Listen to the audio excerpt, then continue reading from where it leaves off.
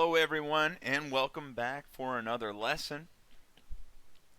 Thank you for watching all the lessons up until this point. If you have been doing so, I hope they're helping you, and I hope you're getting better every day at your illustration skills. Today's lesson is going to focus on understanding and using scale, and I'm going to explain what scale is to you in just a moment here. Before we get into the lesson, make sure you hit the red wolf in the bottom right corner here. That's the subscribe button. I think it only shows up on computer monitors, not cell phones. So you may have to manually hit the subscribe button if you're watching this on a cell phone. Other than that, check me out on Instagram, Reddit, and Twitch, all at Christian Wolf Art. And with no further ado, I'll start today's lesson. So like I said, we're understanding today, and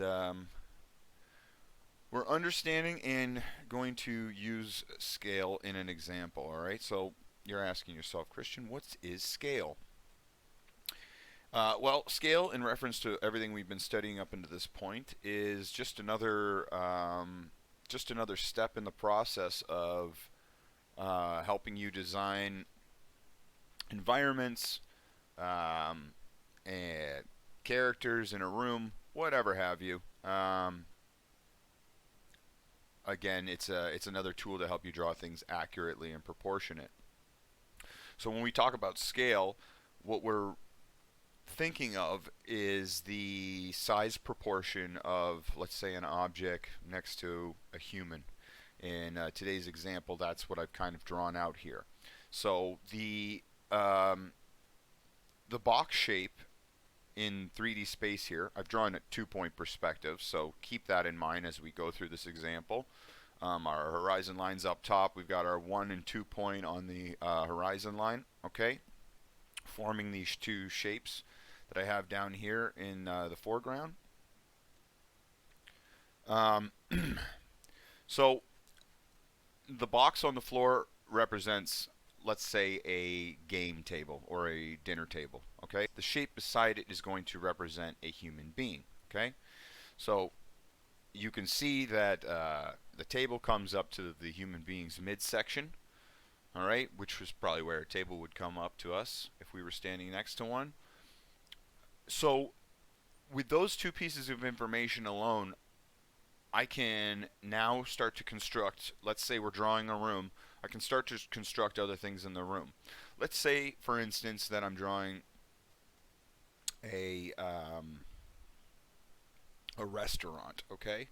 And I'm going to start another layer here to do some drawing examples, all right? Let's say we're drawing a restaurant. We want to draw multiple tables. All the tables are the same size, right? So I've taught you in the past a couple of tricks that you can use. Well, let me dim this a little bit. So if I create a shape here, that's the top of my tabletop. All right, I want to move this thing back in space, right?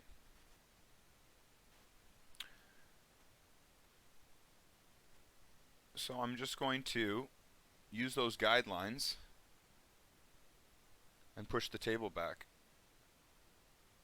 Now, you can go through and make a, if you wanted to, you could go through and make an extra large shape, right? That starts right here in these corners, ends right here in these corners. You could do the X marks the spot trick that I taught you in the past. You find your center point of this, okay? You draw that center point back to your first horizon line. Now you've got the center of that shape. So you can see it's a really wonky shape, right? You can see that actually after this center point here, that the shape starts to really foreshorten, okay? But if you want, this is where you can use your eyeballing skill and say, all right, that shape right in there is going to be our table.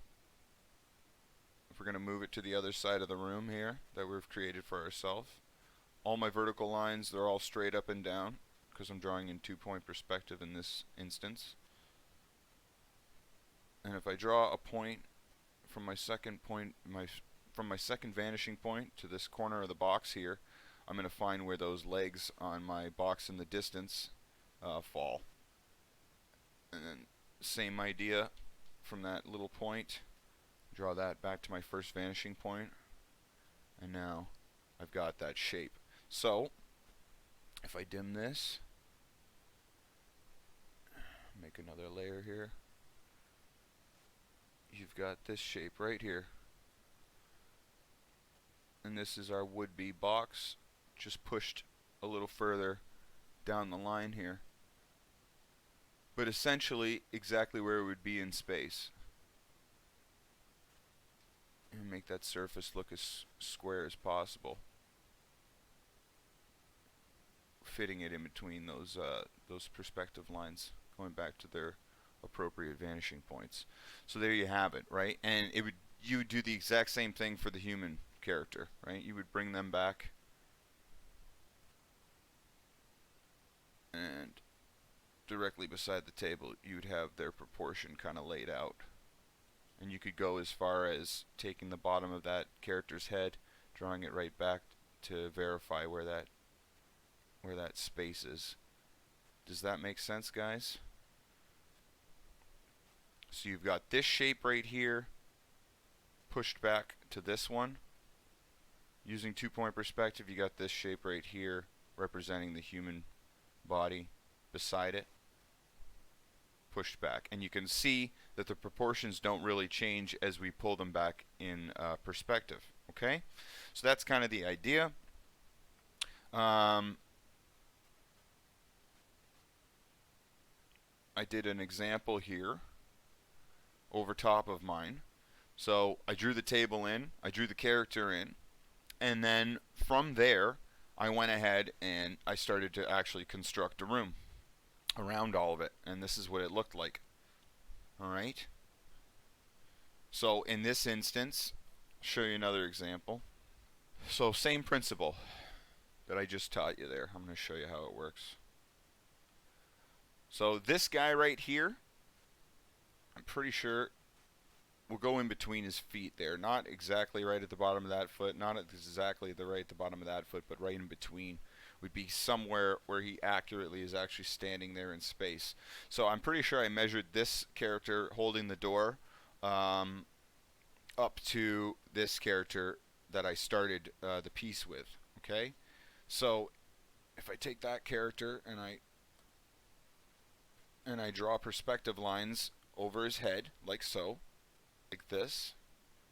So now my vanishing point comes to the point where it grazes the top of his head and it grazes the bottom where his feet are. And if I take this character now and we draw him to that same area, you'll see that there's this area where it fits in almost mathematically. So there you go.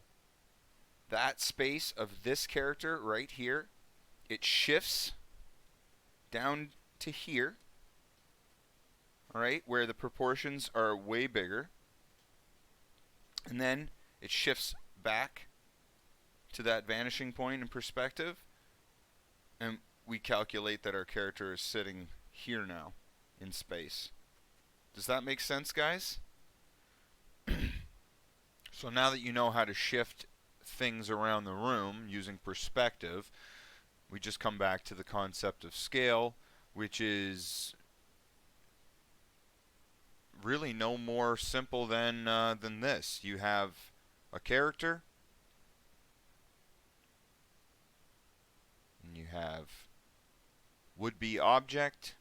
You decipher what the object is and how big the object is in comparison to your character. Okay, and everything else in a room you can build off of those two shapes. Okay, that's the principle. And then like I just went through the harsh explanation of moving them around, you know, you're just using perspective to push this box over this way or up or down, doesn't matter. Okay, that's how you move things around the room. But from this information right here, you know now that that's how big those two objects are in comparison to one another. So keep that in mind, okay? When you're looking through your artwork, when you're looking through comic books, note that scale is in anything that your eye immediately recognizes and associates with. Oh, that's accurate. That's how big a person would be sitting at this. This is how big a person would be sitting in a car, etc., etc. That's scale. Anyway, we'll come back to this example next week, and I'm going to go over tangent lines and how to avoid them. All right, very, very important stuff. So hopefully today's video made sense. If you have any questions about scale, moving objects around in a room, please let me know. If this makes perfect sense, please let me know. I haven't ever taught this particular concept before, and it's been years since it was taught to me. It was taught to me in a slightly different capacity, but all the while the principles are still the same. So more or less, I figured this was a good time to introduce scale after you've already got your understanding of 1, 2, and 3 point perspective, and you're also starting to push around objects in those spaces. So now you know how to move them around in those spaces too. Okay? Thank you for stopping in. If you haven't already, make sure to subscribe.